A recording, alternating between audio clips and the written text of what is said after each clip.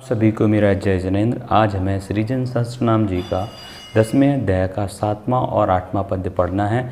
आइए उससे पहले मंगलाचरण। ओम नमः सिद्धेभ्यः स्वयंभुवे नमस्तुभ्य मुत्पाद्यात्मानमात्मने स्वात्मनैव तथोद्भूत वृत्तिये चिंतवृत्तिये पंच परमेष्टि भगवान की जय। आइए 7वें पद्य का उच्चारण करते हैं। क्या है 7वां पद्य?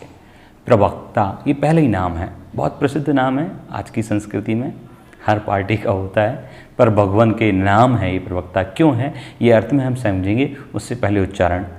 प्रवक्ता वचसामीषु, प्रवक्ता वचसामीषु, मारजित विश्वभावजित, मारजित विश्वभावजित, सुतनुस्तनु निर्मुक्तः, सुतनुस्तनु निर्मुक्तः, सुतनुस्तनु निर्मुक्तः, सुगतो हत दुर्नयः, सुगतो हत दुर्नयः। आइए पूरा एक बार।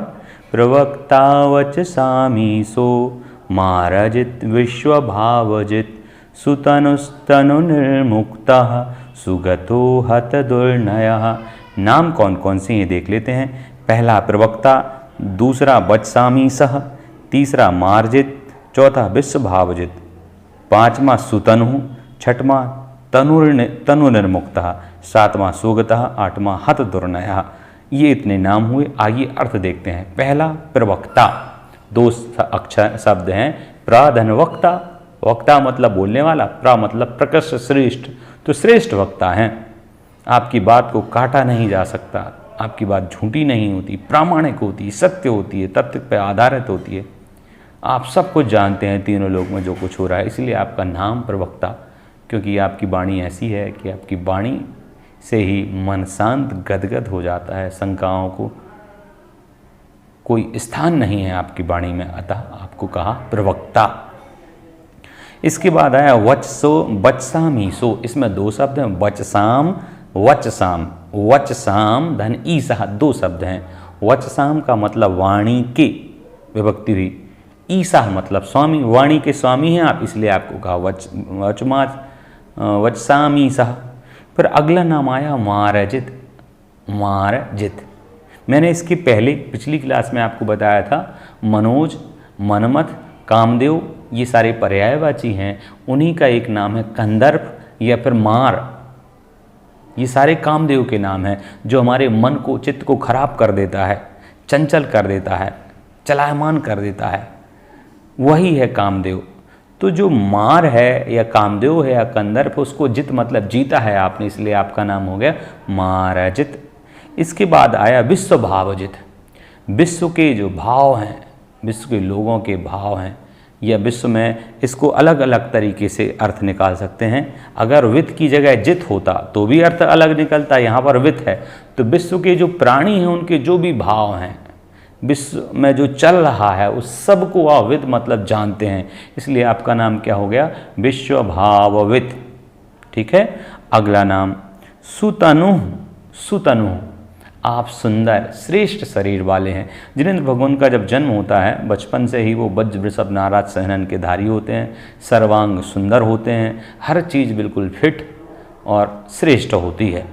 एक बात और मैं बता दूं, इस शरीर के आधार पे हम और आप की मानसिकता के कारण से रंग भेद कर लेते हैं कि कोई अगर सांवला है, कोई काला है, कोई अधिक गोरा है या भूरा है, तो हम और आप हो सकता है इससे घृणा करें रंग भेद के कारण से। ठीक है। परंतु जैन धर्म सिखलाता है रंग तो शरीर का है, आत्मा का तो रंग आपके भावों पर निर्भर करता है। पार्श्वनाथ भगवान सांवले थे, है कि नहीं? आदिनाथ भगवान स्वर्ण का उनका कलर था, वो इस हिंदी में मंगलाचरण होता, दो नीले दो लाल जिन, दो गोरे भगवान। नेमिनाथ भगवान सांवले थे, कुछ लाल वर्ण वाले थे। भगवान का खून सफ़ेद होता है, अभी हमारा खून सफ़ेद हो तो लोग बीमार घोषित कर दें, यार तुम गड़बड़ है, कुछ रोग लिए हो तुम। तो ये सारी चीज़ें हैं। मैं वही कह रहा था, जो भगवान हैं कलर उनका होता है, रंग। अगर हम उससे चिढ़ रहे हैं तो ये हमारी कमी है, हमें अपनी मानसिकता को सुधारना होगा। कहीं ना कहीं हम इसमें शामिल होते हैं और ये सब का सब प्रभाव आया टीवी चैनल्स का। क्रीम की ऐड आ रही है, बड़ी बड़ी हजारों लाखों रुपए की क्रीम आ रही हैं। पैसा है जिनके पास, रोज़ लगाते हैं, कोई काम नहीं है, बस क्रीम लगाए बैठे हैं घर में, तो अच्छे दिख जाते हैं। जो मेहनत करते हैं वो थोड़ा क्रीम का प्रभाव उन पर कम दिखता है। तो कई बार इससे लोगों में वैमनस्यता, बुराई, झगड़ा, प्रेम हो सकता है। तो मैं तो आपसे यही कहूँगा जी कि जो कलर भगवान का रहा हो उस कलर वाले व्यक्ति से आप चिढ़ जाएं, कहाँ तक उचित है। जिस कलर वाले भगवान को हम अर्घ चढ़ा के आएँ उसी कलर वाले व्यक्ति से हम चिढ़ जाएं, दोष करने लगें, यार ये तो काला है, ऐसा है, जिसकी तो एक्चुअल में वो व्यक्ति काला नहीं है, मानसिकता हमारी काली है। इस पर चिंता करनी पड़ेगी। आगे नाम आया सुतनु की बात हो गई, सुंदर श्रेष्ठ तनु वाले। तनु सुंदर है, रंग भले ही कोई हो पर फिर भी सुंदर है। रंग का सुंदरता से लेना देना नहीं, यहाँ ये कह रहे हैं। परंतु वर्तमान में टीवी मानसिकता के कारण से हम और आप अलग तरीके से सोचने लगे हैं। अगला आया नाम तनु निर्मुक्ता। पहले तो कहा सुंदर तनु वाले, फिर अगला नाम तनु निर्मुक्ता। ये पूरा एक नाम है। तो इसका मतलब क्या है? तनु से मुक्त अर्थात शरीर से रहित। भगवान जब 8 कर्मों में से 4 का कर दिया, बाकी 4 कर्मों का और नाश करेंगे तो भविष्य में वो क्या हो जाएंगे? सिद्ध, शरीर से छूट जाएंगे। अब प्रश्न बनता है कि अभी तो छूटा नहीं है रहंत अवस्था में शरीर, तो फिर क्यों बोल दिया उनको तनु निर्मुक्ता? ऐसा इसलिए जैसे मुझे कोई प्रधानमंत्री नहीं बोलेगा, क्योंकि मैं चुनाव लड़ ही नहीं रहा हूँ, जीतने के कोई चांसेस ही नहीं है, कोई मेरी पार्टी ही नहीं है, तो नहीं बोलेगा। पर कई बार जिसका फिक्स ही हो कि नहीं इनको बनना ही है, ये नेता थे इस पार्टी के और यही पार्टी बहुमत में आई है, सारी पार्टी के सदस्य पहले ही से कह रहे हैं कि ये हमारे पार्टी के नेता, तो यहीं बनेंगे। वैसे ही 4 कर्म जिनके नष्ट हो गए उनका तो नियम है ही कि 4 बाकी के और नष्ट होंगे उसी भाव में कुछ समय बाद। इस अपेक्षा से आपको सुतनु भी कहा अर्थात शरीर सहित भी कहा, और इन फ्यूचर 100% श्योर आप तनु से छूटेंगे भी, निर्मुक्त होंगे, प्योर आत्मा आपकी रहेगी। इस अपेक्षा से आपको तनु निर्मुक्ता कहा। अगला नाम आया सुगता। सु धन गता 2 हैं। सु मतलब श्रेष्ठ सुंदर, गता के 2 अर्थ हैं, गमन क्रिया में भी है और गता मतलब ज्ञान भी है। तो आपका जो चलना होता है उसमें किसी भी जीव की हिंसा नहीं होती, इसलिए आपका नाम क्या हो गया? सुगता। दूसरा गता मतलब ज्ञान, आपका ज्ञान श्रेष्ठ है, केवल ज्ञान है, इसलिए आपका नाम सुगता। तो सुगता के दोनों अर्थ हो जाएंगे। अगला नाम है हत दुर्नया। 2 शब्द हैं, हत धन दुर्नया। दुर्नय मतलब बुरे मत, एकांतवादी मत जो है कि नहीं हाथी तो सूढ़ उसके जैसे होता है, रस्सी के जैसा होता है, हाथी तो खंबे के जैसा होता है, ऐसा एकांत मत रखने वाले पंचम काल में मुनि होते ही नहीं हैं। एकांत मत रखने वाले लोग की बात हो रही है। तो ऐसे एकांत मतों का खंडन करने वाले, नाश करने वाले, उनकी जिज्ञासाओं को, उनकी कमियों को दूर करने वाला आपका मत होता है, इसलिए आपका नाम हो गया हत दुर्नया। इस श्लोक में हमने प्रवक्ता, वत्सामीसो, मार्जित, विश्वभावजित 4, सुतनु 5, तनुर्मुक्ता 6, सुगता 7 और हत दुर्नया 8 नाम देके आशा है 8 नाम आपको समझ आए होंगे। आइए अगला श्लोक देखते हैं क्या है। श्रीशा श्रीशः श्रीशः श्रीशिता पादाब्जो, श्रीशा श्रीशिता पादाब्जो, अच्छे से उच्चारण करना है। शीर्षा श्रीशिता पादाब्जो, वीतभीरभयङ्करः वीतभीरभयङ्करः, उत्सन्न दोषो निर्विघ्नो, उत्सन्न दोषो निर्विघ्नो, निश्चलो लोकवत्सलः निश्चलो लोकवत्सलः। एक बार पूरा उच्चारण करते हैं। शीर्षः श्रीशिता पादाब्जो, वीतभीरभयङ्करः, उत्सन्न दोषो निर्विघ्नो, निश्चलो लोकवत्सलः। आइए अर्थ। पहला नाम है श्रीशः।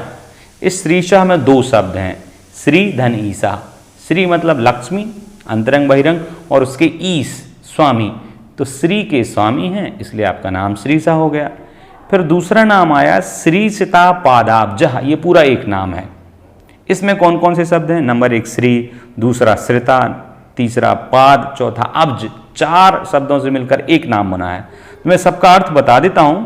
अब्ज मतलब होता है कमल, पाद मतलब होता है चरण, तो चरण कमल, और श्रिता मतलब एक तरह से आश्रित, और श्री मतलब वही देवियां जो 6 देवियां बताई तत्वार सूत्र में आपने पढ़ा होगा, श्री, ह्री, धृति, कीर्ति, बुद्धि, लक्ष्मी, ये 6 देवियां हैं।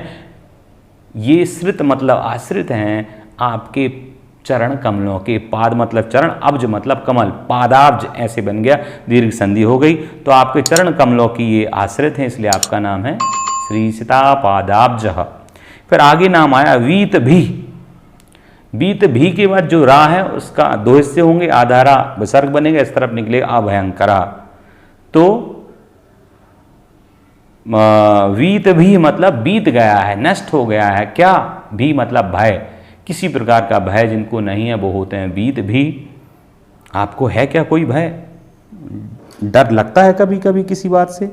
तो आप भीत भी नहीं हैं। भीत भी तो हम हैं ही नहीं, किसी को मृत्यु से, किसी को गरीब होने से, किसी को दिवालिया होने से, किसी को घबराहट से, किसी को रोग होने से, किसी को छू जाने से। मंदिर जा रहे हैं, किसी से छू ना जाएं, यही डर। डरना नहीं होना चाहिए, सावधान होना चाहिए। आजकल एक चर्चा चल रही है भाई कोविड में कौन मरा, क्या हो रहा है, क्या है ब्लैक फंगस, क्या है, कोई चर्चा नहीं, कोविड की चर्चा ही नहीं करनी है। अरे भाई सावधानी की चर्चा जरूरी है। क्या दुनिया में हो रहा है इसका ध्यान मत रखें, पर सावधान रहने के लिए उस व्यवस्था की जानकारी बहुत जरूरी होती है। तो पादाब्ज वीत भीर भयंकरा, वीत भी हो गया। फिर अगला नाम निकलेगा अभयंकरा। इसमें भी 3 शब्द हैं, आ, भय और करह। तो अभय को, करह मतलब करने वाले। ऐसे भयंकर मतलब खूंखार बेकार सा होता है, और आप खूंखार नहीं, भयंकर नहीं हैं, अभयंकर ऐसा लोग कह सकते हैं। पर इसका अगर व्याख्या से अर्थ करेंगे तो अभय को करने वाले। अभय को करने वाले से मतलब है भय को दूर करने, अभय से अभय दान देने वाले, लोगों की रक्षा करने वाले। इस प्रकार से 4 दानों में एक दान होता है। अगला नाम आया उत्सन्न दोषः। ये उत्सन्न दोषः क्या है? उत्सन्न दोषः का मतलब है उत्सन्न, नष्ट कर दिए हैं दोष जिन्होंने सारे, कोई भी दोष जिनका नहीं है वो हुए उत्सन्न दोषः। फिर अगला नाम आया निर्विघ्नः। निर्विघ्नः का क्या मतलब है? विघ्न से रहित, तो निर्विघ्नः, कोई विघ्न नहीं है आप में। फिर आया निश्चलो लोकवत्सलः। निर्विघ्न के बाद यही है ना, निश्चला। निश्चला, निश्चल हैं आप, स्थिर हैं, आपका मन चंचल नहीं है कि कुछ भी देखा भाग गया। खीर की खुशबू आई, खीर की तरफ भागा, बस कोई वस्तु दिखी उसकी तरफ भागा। तो ये आप में नहीं है, आप निश्चल हैं। फिर लोक वत्सलः, लोक में आप वत्सल, लोक के प्राणियों के प्रति आपके भाव जो हैं वो कल्याण के हैं, सुख के हैं, सबका आप हित चाहते हैं, इससे अपेक्षा से भी, और पूरे लोक के प्राणियों को आप प्यारे हैं, अच्छे लगते हैं, इसलिए लोक वत्सलः आपका नाम कहा। इस प्रकार से इतने हमने नाम देके, आशा है आपको समझ में आए होंगे। आज का क्वेश्चन यही था कि क्या क्वेश्चन था, मैं भूल रहा हूँ। उन 6 देवियों के नाम क्या हैं, या तो आप ये बताइएगा, या फिर इसमें हमने आपतः, आपतः का मतलब क्या है, कोशिश करिएगा आपको बताना है। सभी के लिए जय जिनेन्द्र। 9 बार 9 कर्मन जरूर पढ़ें।